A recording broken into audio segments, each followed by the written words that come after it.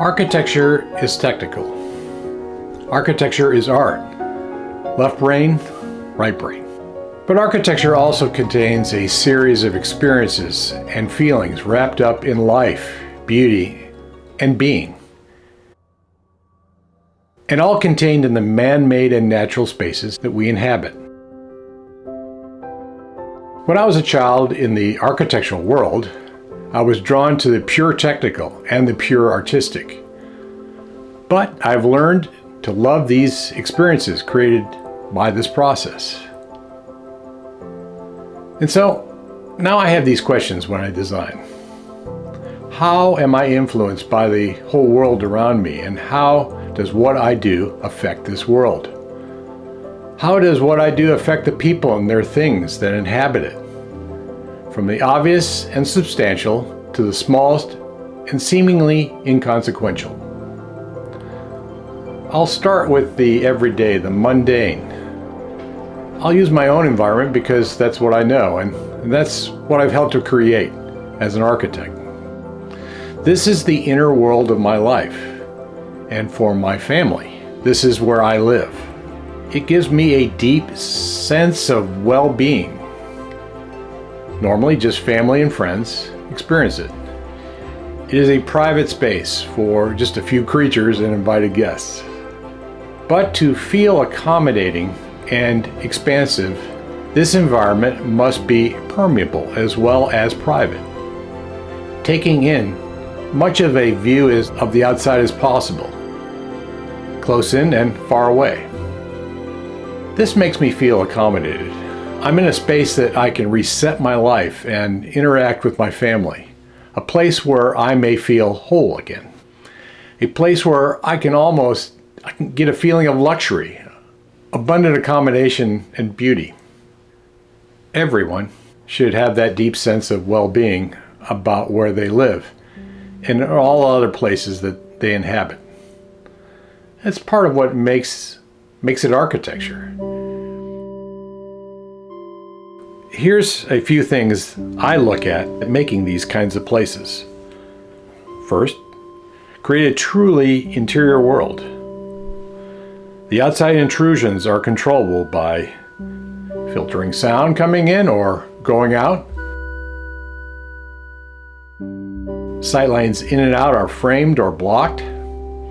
We'll provide a vista looking out and just a peek looking in. Then, selected stimulus is allowed in from the outside. Let's allow for weather and views to be accommodated in some way. Let's bring in some fresh air without undue noise.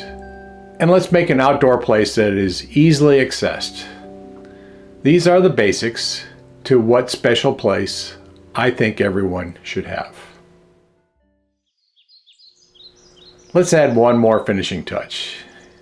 It's all about how you perceive how your special place presents itself to you and to others from the outside world. To be more specific, it's about what it's like to leave and come back to this place that you live in and where you work. What are the series of events that makes this place a joy to process to? No matter how humble or grand the vision and approach is, it can be dignified, safe, and somehow beautiful. The street?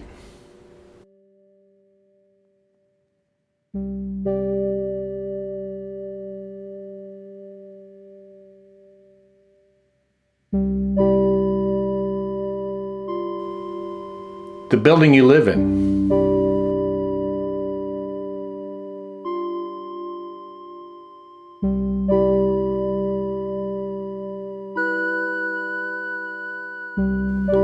The pathway to your door.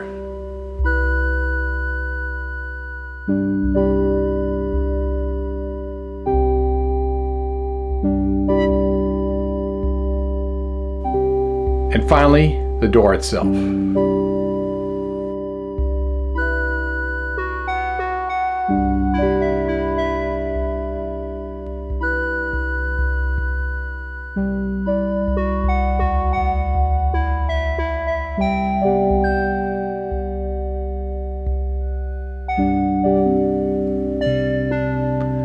The needs of other interior worlds, from restaurants to schools to places of worship, these second and third places need to have all of their own interior characteristics that parallel the needs of where one lives.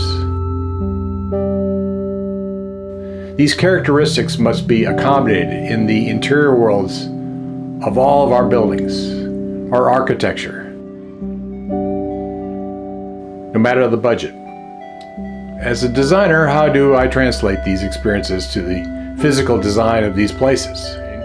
Shifting to the left brain, I'll leave you with some definitions that I've extrapolated from the book Defensible Space. Private. This zone is of the interior world, our own personal realm of habitation. Semi-private. This is the surrounding zone, enveloping the private. This is the blanket that separates the interior world that we happen to exist in from the outside world where everyone else exists.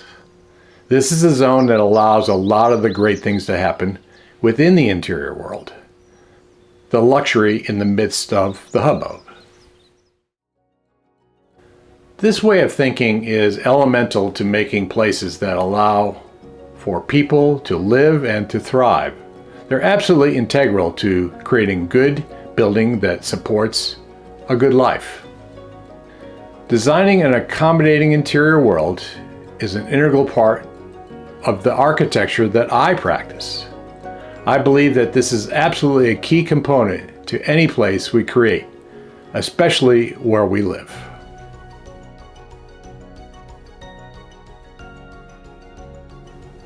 Thank you for watching The Crafted City.